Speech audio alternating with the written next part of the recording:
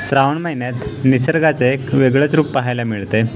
तर आज आपण निघालो आहे श्रावण महिन्यात मिळणाऱ्या ज्या पौष्टिक रानभाज्या आहेत त्याबद्दल माहिती जाणून घ्यायला. श्रावणात मिळणाऱ्या ह्या 4 रानभाज्या आपण आपल्या आहारात यांचा समावेश एकदा तरी नक्कीच केला पाहिजे. गुड मॉर्निंग मित्रांनो, कसे आहात? मजेत ना? आय होप तुम्ही सगळे मजेतच असणार. तर मित्रांनो, आज आपण ज्या श्रावण महिन्यात मिळणाऱ्या रानभाज्या आहेत त्या जाणून घ्यायला आलोय. ह्यामध्ये कुरडू, रानकेळीचा दोडा, घरभांडा, तेरी अशा 3 ते 4 रानभाज्या आपण जाणून घेणार आहोत. तर चला लगेच व्हिडिओला सुरुवात करूया. आज आपल्याला कोणकोणत्या रानभाज्या दिसत आहेत त्या दाखवतोयच मी तुम्हाला. आणि आता आपण पोहोचलोय रानामध्ये. बघा, आपल्याला इकडे वरती जायचंय आणि त्या भागात दाखवणारच आहे मी तिकडे पुढे काय काय आपल्या सोबत होतंय ते सगळं. आणि इकडे बघा थोडे घरांचे अवशेष दिसत असतील. तर हे जेव्हा आहे इथं समोर बघा ही खदान, ह्या खदानीत जी काम करणारी लोक होती ती पूर्वी ह्या ठिकाणी राहायची, त्याच्यामुळे घराचे अवशेष दिसत आहेत. आणि इकडे पण बघा, इकडे पण घर आहेत. तर आपण घरांच्या जवळ आहोत, म्हणजे गावात नाहीये, आपण मुंबईमध्ये आता सध्या आहेत. आणि हे जे घरांचे अवशेष दिसत आहेत हे रानातील घर आहेत, म्हणजे रस्त्या लगतच आहेत. आपला रस्ता इथून थोडासा पुढे आहे. इथून थोडस पुढे गेलं की आपल्याला मेन रस्ता लागतो जो मापाशीळ रस्ता आहे. आणि आपण तिथून थोडेसे आत आलोय. इकडे पुढे खदान आहे. आपल्याला आता ह्या भागात जायचंय. पहिला आपण ह्या भागात जाणार आहोत, कारण की आपण मागच्या वेळेस जेव्हा आलेलो तेव्हा ह्या भागात आपल्याला कार्टोली भेटलेली. नमस्कार मित्रांनो, आता दाखवतोय मी.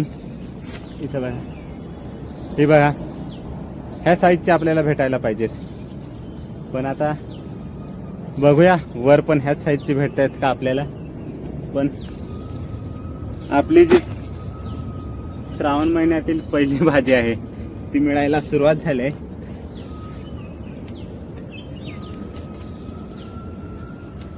बॅग तसे मी पुढेच घेतले कारण की हे सोपं पडतंय माझ्यासाठी.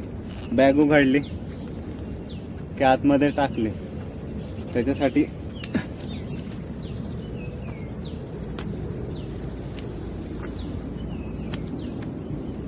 थोडीशी हे बघा,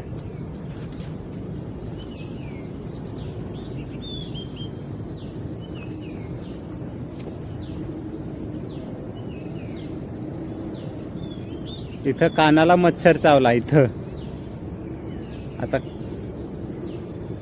एकटाच आलोय. आजूबाजूचे जेवढे मच्छर आहेत ते सगळे आपल्यावरच तुटून पडलेत. त्याच्यामुळे हा बघा, मच्छरांचा पूर्ण ग्रुप आपल्यावर तुटून पडलाय. बघा तुम्ही किती चावलेत आपल्याला मच्छर. एक गेला की परत दुसरा, दुसरा गेला की परत तिसरा. कंटिन्यू चालूच आहेत मच्छरांचं येणं.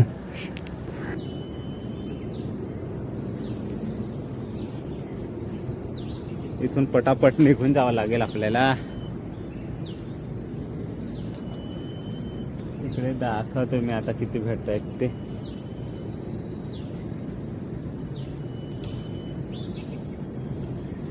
अजून आहेत तिकडे, ते खुडतोय.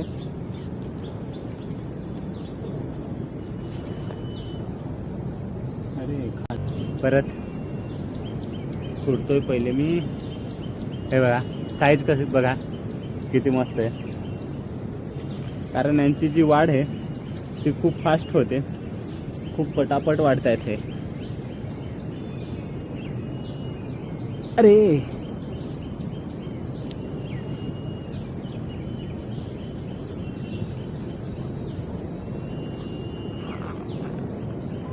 आणि मागच्या एका मी व्हिडिओ कार्टोली रानभाजीबद्दल एक व्हिडिओ पण अपलोड केला आहे. त्यामध्ये जर ही अशी झाडावर चढलेल्या असतील तर त्यांना जी कार्टोली लागतात त्यांची साईज आणि त्यांची वाढ पटापट होते.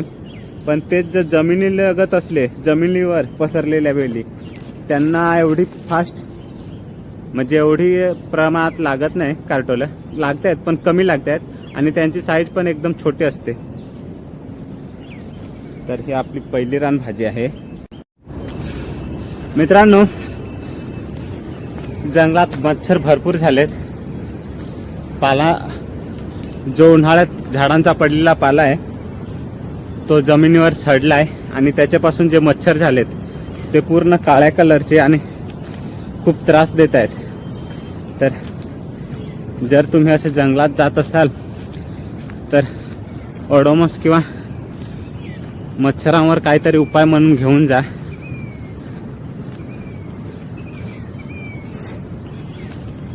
खूप खाजवतंय. इकडे पण आता चावायला लागलेत. वैताग दिलाय. पटापट खुडतोय मी. पहिले कार्टोल खुडून घेतोय मी पहिले सपासप. आजची साईज भारी आहे बघा. जेवढे पण आता आपल्याला भेटत आहेत कार्टोली त्यांची साईज आहे ती चांगली आहे बऱ्यापैकी. म्हणजे ही बघा.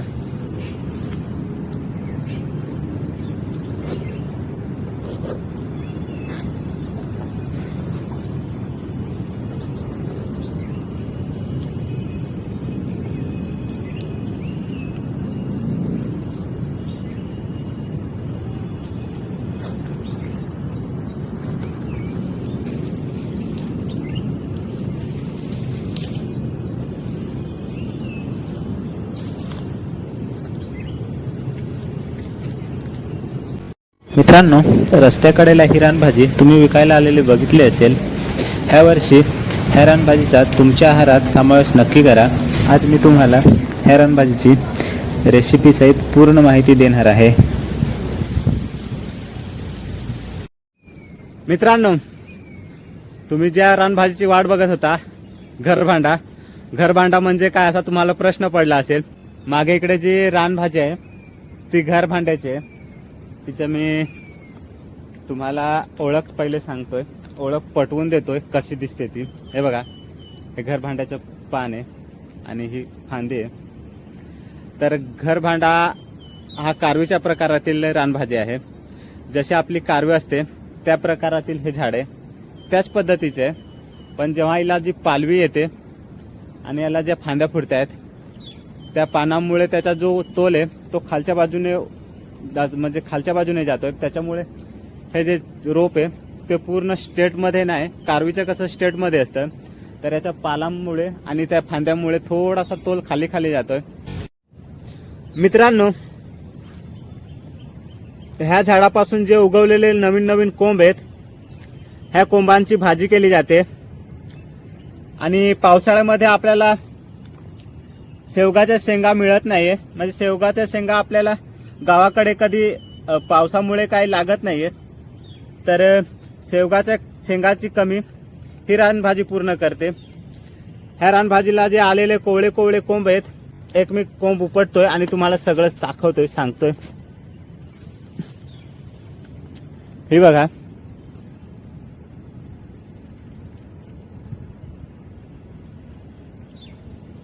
हे आहे कोंब घरभांड्याचं. आणि घरभांड्यापासून आपल्याला शेवगाच्या शेंगापासून जशी जीवनसत्वे मिळत आहेत तशी ह्या रानभाजीपासून मिळत आहेत. आणि सेम आपण जशी शेवगाच्या शेंगाची भाजी करतोय सेम त्याच पद्धतीने ह्या रानभाजीची भाजी करायची आहे. मित्रांनो, इकडे मागं आपण घरभांड्याची भाजी बघितली आणि आता आपल्याला पुढे कुरडूची रानभाजी दिसले. तर दाखवतोय मी कुरडू रानभाजी कशी असते आणि तिचे फायदे काय आहेत ते पण दाखवतोय. म्हणजे सांगतोय व्हिडिओमध्ये फायदे काय आहेत ते. मित्रांनो, पाणथळ ठिकाणी उगवली जाणारी रानभाजी म्हणजे बघा कुरडू. हे बघा कुरडू. मित्रांनो, ही रानभाजी पाणथळ ठिकाणी मोठ्या प्रमाणात उगवलेली दिसते. झऱ्या नाल्यांच्या काठालगत माळरानावर जिथे पाण्याचा स्रोत मोठ्या प्रमाणात आहे अशा ठिकाणी ही रानभाजी हमखास पाहायला मिळते. काही लोकांच्या म्हणण्यानुसार ही रानभाजी मूतखड्यावर तसेच इतर रोगांवर सुद्धा फायदेशीर मानली जाते. तसेच ही रानभाजी नैसर्गिकरित्या उगवणारी रानभाजी आहे, त्यामुळे यामध्ये भरपूर प्रमाणात विटॅमिन असते. तर ह्या वर्षी ह्या रानभाजीचा आपल्या आहारात समावेश नक्की करा. मी रेसिपी सहित तुम्हाला सगळं दाखवणार आहे आजच्या व्हिडिओमध्ये. मित्रांनो, आपल्याला सर्वप्रथम भाजी स्वच्छपैकी धुवून घ्यायचे आणि त्यानंतर अशी छोटी छोटी कापून घ्यायचे. आपली भाजी कापून झाली की नंतर मग ती परत एकदा धुवून घ्यायचे. स्वच्छपैकी धुवून झाली की नंतर मग आपण आपलं जे रेसिपीचं सामान आहे, आता मी इथं कांदा घेतला आहे, लसूण, तेल, हळद, नमक. मित्रांनो, आपण तवा गरम करत ठेवला आहे. आता त्याच्यावर थोडंसं तेल टाकून ज्या आपल्या लसणाच्या पाकळ्या सोलल्यात त्या त्याच्यावर टाकूया. तेल कढून झाल्यावर त्यामध्ये मिरची, कांदा टाकून भाजी पूर्ण व्यवस्थितपणे हलवून घेऊया. भाजीनुसार त्याच्यात मीठ टाकून घेऊ. आपल्याला किती भाजी बनवतोय त्यानुसार मीठ टाकायचे आहे. त्यानंतर हळद टाकून परत एकदा भाजी पूर्णपणे हलवून घ्यायची आहे. आपण धुवून घेतलेली कोरडू भाजी ह्यामध्ये टाकून पूर्ण भाजी हलवून घ्यायची आहे आपल्याला. आता व्हिडिओत दाखवल्याप्रमाणे पूर्ण भाजी अशी हलवून घ्यायची आहे.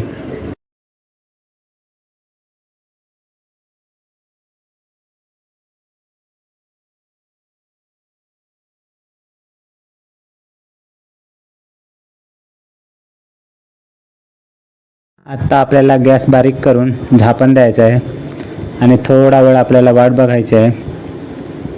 आपली भाजी रेडी आहे खाण्यासाठी. हॅलो मित्रांनो, आत्ता आपली एक नवीन रानभाजी दिसते, दाखवतोय मी. थोडीशी अडचणीच्या जागी आहे, म्हणजे बघा, रानकेळीला येणारा जो दोडा आहे त्याच्यापासून भाजी केली जाते. तर तीच मी तुम्हाला दाखवणार आहे आज. आपली आजची स्पेशल रानकेळीच्या दोड्याची भाजी. बघा, हा आपला आहे आजचा रानकेळीचा दोडा आणि ओपन करतोय. हो बघा, ही बघा, ही जी रानकेळीची फुलं आलीत त्याच्यात एक हा जो भाग आहे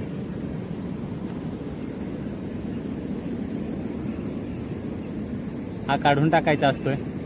तुम्हाला मी हा रानकेळीचा दोडा पूर्ण व्हिडिओ दाखवणारच आहे नंतर. पण ह्या भागाची ही जी फुलं आहेत ह्याची भाजी बनवली जाते.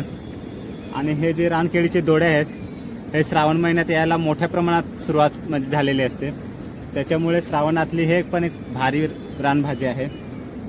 तर बघा किती मस्त फुलं आलीत आतमध्ये. चला आता आपल्याला पुढची रानभाजी कोणती भेटते ती दाखवणार आहे मी तुम्हाला. ही रानभाजी आळूच्या प्रकारातील आहे आणि ह्यामध्ये असणारे अँटीडॉक्स आपली रोगप्रतिकार शक्ती वाढवते. तर आपल्या आहारात ह्या रानभाजीचा एकदा तरी समावेश नक्कीच करा.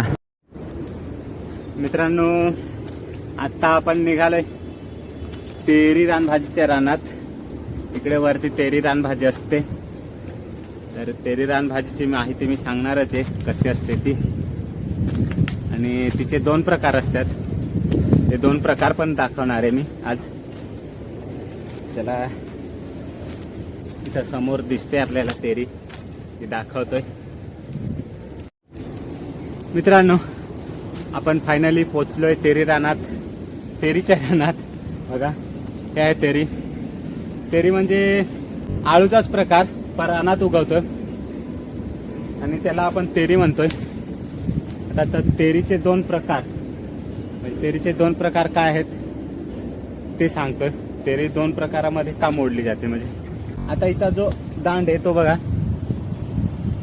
हा पोपटी कलरचा आहे, म्हणजे ही तेरी पांढऱ्या कलरची आहे. आणि हा जर दांड आहे, हा पूर्ण गडद हिरव्या कलरचा असला तर ती काळीवाली तेरी, म्हणजे थोडासा काळपट पट्टा असतो पण तो गडद हिरवा दिसतोय. तर जस गडद हिरवा असला तर ती काळी तेरी. आणि ही बघा, ही पोपटी कलर म्हणजे सफेदवाली तेरी ही.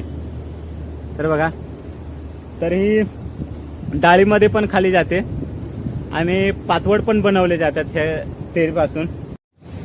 मित्रांनो, तुम्ही जर माझे मागचे व्हिडिओ बघितले असतील, त्या एका व्हिडिओमध्ये आपण उन्हाळ्यामध्ये काकड्या लावायला आलेलो, काकडीचं बीज. तर आता मी काकडीचं बीज आपलं दाखवणार आहे किती मोठं झालंय उगवून. तर फायनली आपल्या काकड्या मस्तपैकी उगवून झाल्यात तयार. आणि ह्या बघा,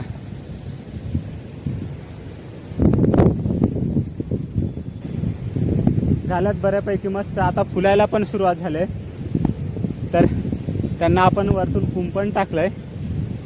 तर किती होतील काय होतील सांगता नाही येत, पण आतापर्यंत तरी झालंय चांगल्या बऱ्यापैकी उगवून वरपर्यंत आलंय थोड्या. तर चला, आपल्या काकड्या पण बघून झाल्यात. मित्रांनो, तुम्हाला आपला आजचा व्हिडिओ कसा वाटला कमेंट्स करून नक्की कळवा. आणि तुमच्या जवळच्या मित्रांना हा व्हिडिओ नक्कीच शेअर करा.